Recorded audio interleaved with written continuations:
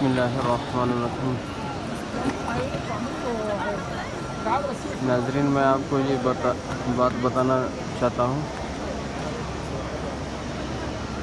सुनने में आया है ये जो परनाला है ना, मिज़ाब रहमत इसको कहते हैं, इधर कोई नाम लिखे ना, वो कहते हैं कि अल्लाह पाक उसको भी उम्रे के लिए, हज के लिए, ज़ियारत के लिए कबूल फरमा लेते हैं, और यानी कि बुला लेते हैं, इधर वो आ जाता है। सुनने में ऐसे आया है कि काफ़ी लोगों ने कहा कि हमने फलाने का नाम लिखा, वो अगले साल वो भी उम्रे के लिए आ गया था। ये जो मसाइल है ना, मसले हैं, ये कोई पढ़े लिखे वाले नहीं हैं, कोई किताबों में मौजूद नहीं है। जो कोई इस तरह करे तो उसको भी अल्लाह पाक बुला लेते हैं।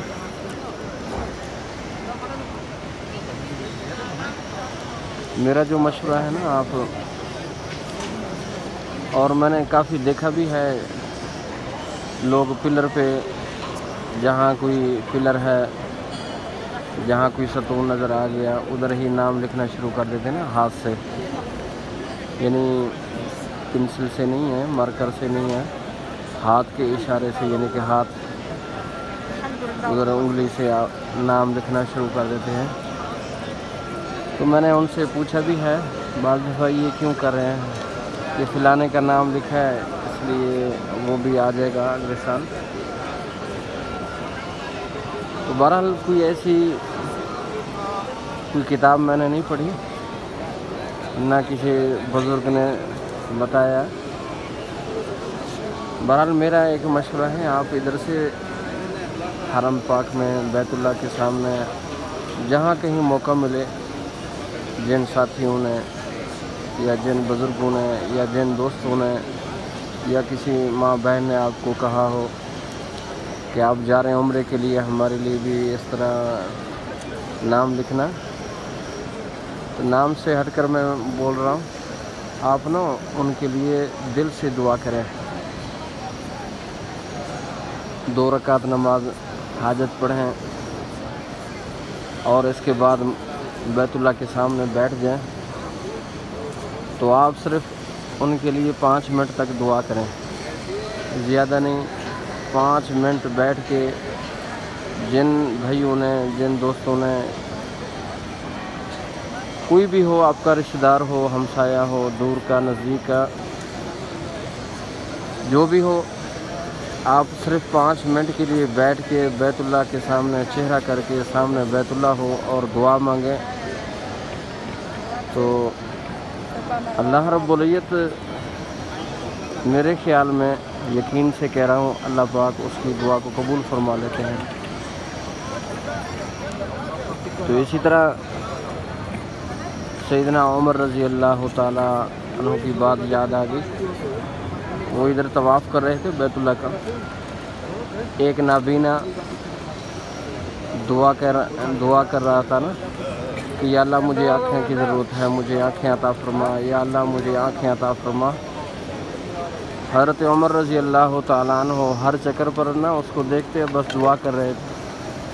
वो बेचारा दुआ कर रहा था कि मौला मुझे आँखें अता फरमा, मुझे आँखें अता फरमा। तो गालिबन हज़रत उमर रज़ी अल्लाह ताला अन्हु तीसरे चौथे चक्कर पर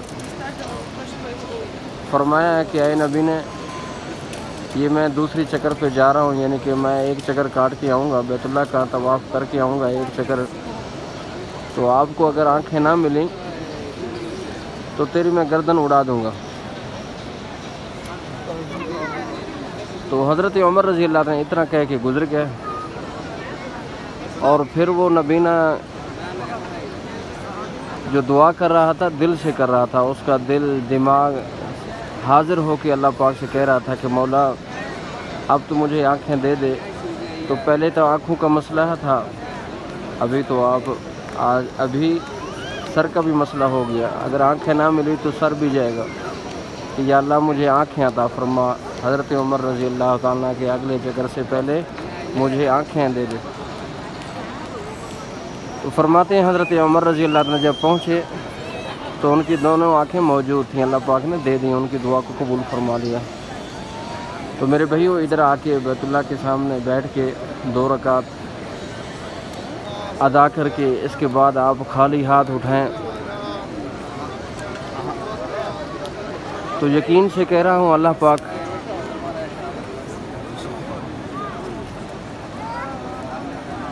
اللہ رب العزت اس کے دعا کو قبول فرما لیتے ہیں بغیر کسی شک و شبہ کے۔ اللہ پاک اس کی دعا کو قبول فرما لیتے ہیں۔ تو آپ یقین سے دعا کریں، دل سے کریں، رو کے کریں کہ یا اللہ یہ تیرا بہت بڑا گھر ہے جس کو بنانے والے حضرت اسماعیل علیہ السلام اور ابراہیم علیہ السلام ہیں۔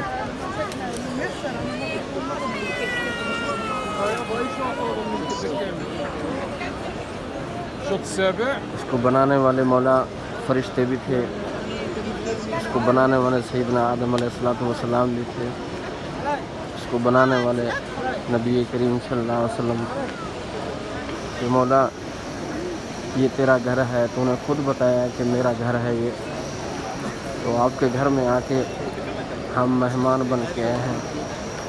مولا فلاں چیز کی ضرورت ہے، فلاں حاجت ہے، مولا قبول فرما لے، تو اللہ رب العزت میرے بھائیوں عطا فرما دیتے ہیں۔